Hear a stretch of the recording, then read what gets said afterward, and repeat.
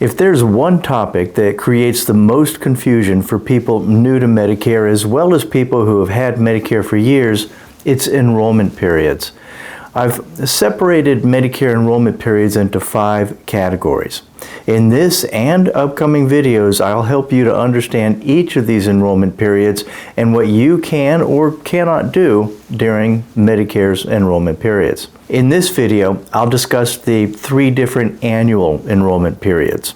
In the other videos in this series, I will review Medicare special enrollment periods, your initial enrollment period, trial rights, and birthday rule enrollment periods. So let's get started.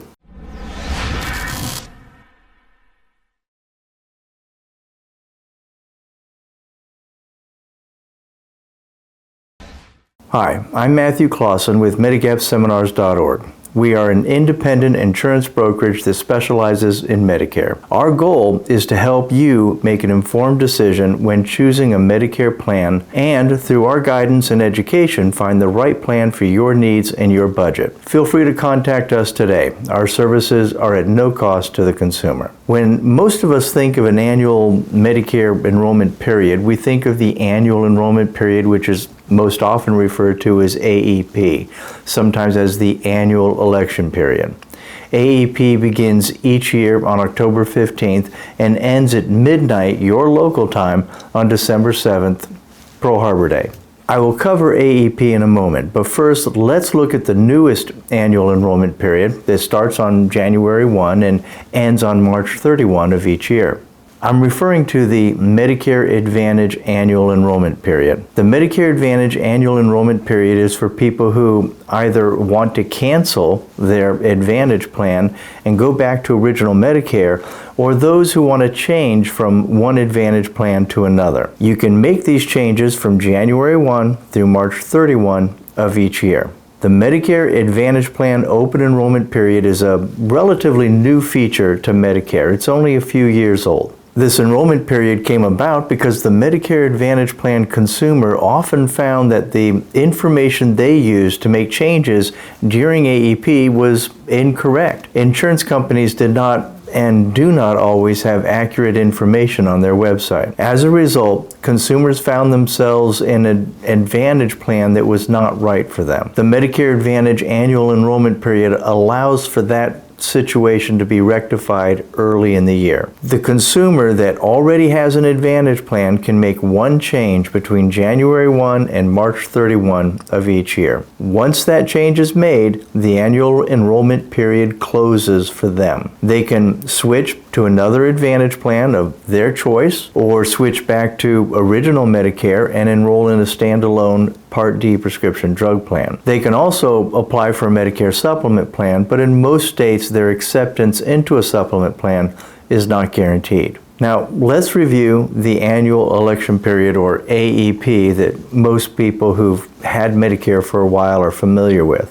Before I do, I would like to ask you that you please press the like button below to show YouTube your appreciation for this video. If you wish to see any of my other videos, the ones that are coming up on enrollment periods, please make sure to subscribe and press that bell icon so that you'll be notified. To best understand the Medicare Annual Enrollment Period, or AEP, you should understand why this enrollment period exists. It exists because, unlike original Medicare and unlike Medicare supplement plans, the benefits of an Advantage plan and a Medicare Part D prescription drug plan change every calendar year. Their networks change as well. Some years may have major changes, some years the changes may be hardly noticeable, but the benefits do change. In addition, every year some plans fail and thus close down, and new plans enter the market. So AEP exists to allow the consumer a window of time to view the plans that are available for the coming calendar year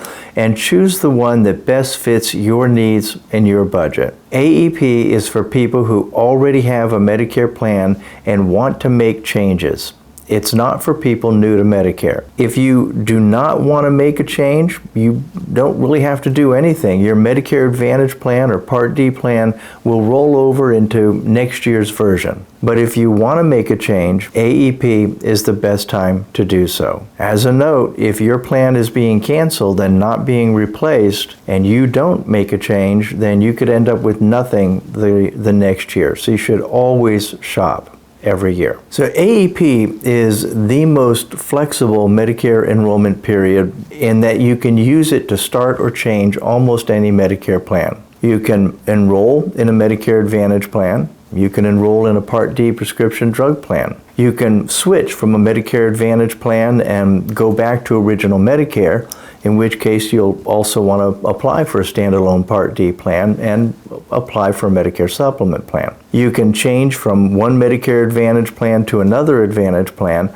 or the same with a Part D prescription drug plan. One of the unique features of the annual enrollment period is that you can do all of the above, as I just mentioned, multiple times. But whichever plan you chose last by the time midnight December 7th comes around, that will be your plan for the next calendar year. This is different than most other enrollment periods that end once you've made your first decision. Any changes you make to your Medicare plans during AEP will take effect on January 1 of the upcoming new year. We're often asked why a person cannot change a Medicare supplement plan without medical underwriting during AEP. The simple answer is that the benefits of a Medicare supplement plan never change. So there's no need to look at the next year's plans because they're the same benefits as this year's plans. In addition, most Medicare supplement plans change their price on your policy anniversary, not on a calendar year basis. Keep in mind, you can change a Medicare supplement plan or insurance company any day of the year, 365 days a year. However, in most cases, you will be required to pass medical underwriting, which is designed to rule out those with critical or chronic illnesses or those who must go through expensive medical procedures every year. Last but not least is the third annual enrollment period, the General Enrollment Period. The General Enrollment Period is active during the same time as Medicare Advantage Open Enrollment Period from January 1 through March 31. So Medicare's General Enrollment Period is for people who did not enroll in Medicare Part A and Medicare Part B during their initial enrollment period and did not have creditable health insurance coverage that is required to delay enrolling in Medicare without a penalty. During the General Enrollment Period, you can enroll in Medicare Part A and or Medicare Part B. Once both Medicare Part A and Part B are effective,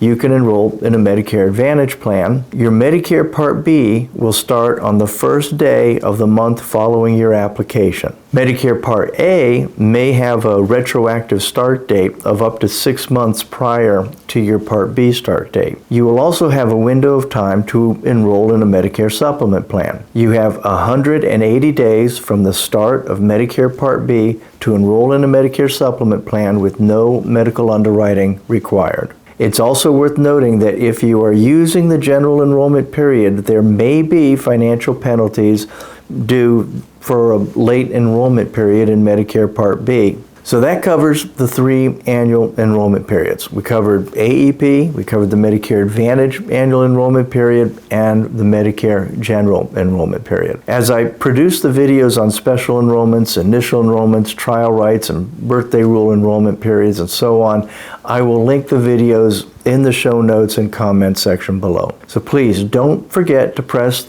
the like button and feel free to ask any questions that you may have in the comment sections below. I'm Matthew Claassen with MedigapSeminars.org. Thank you for watching.